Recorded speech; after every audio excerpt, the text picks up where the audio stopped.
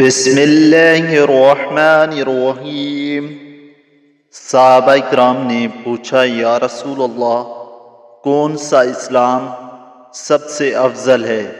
تو نبی کریم صلی اللہ علیہ وسلم نے ارشاد فرمایا، وہ جس کے ماننے والے مسلمانوں کی زبان اور ہاتھ سے سارے مسلمان سلامتی میں رہیں۔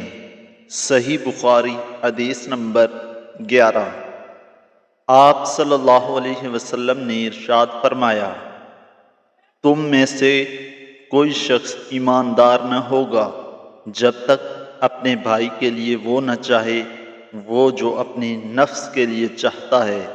صحیح بخاری حدیث نمبر 13۔ نبی کریم صلی اللہ علیہ وسلم نے ارشاد فرمایا، 3 خصلتیں ایسی ہیں کہ جس میں پیدا ہو جائیں اس نے ایمان کی مٹھاس کو پا لیا۔ اول یہ کہ اللہ اور اس کا رسول اس کے نزدیک سب سے زیادہ محبوب بن جائیں۔ دوسرا یہ کہ وہ کسی انسان سے محض اللہ کی رضا کے لیے محبت رکھے۔ تیسرا یہ کہ وہ کفر میں واپس لوٹنے کو ایسا برا جانے جیسا کہ آگ میں ڈالے جانے کو برا جانتا ہے۔ صحیح بخاری حدیث نمبر 16۔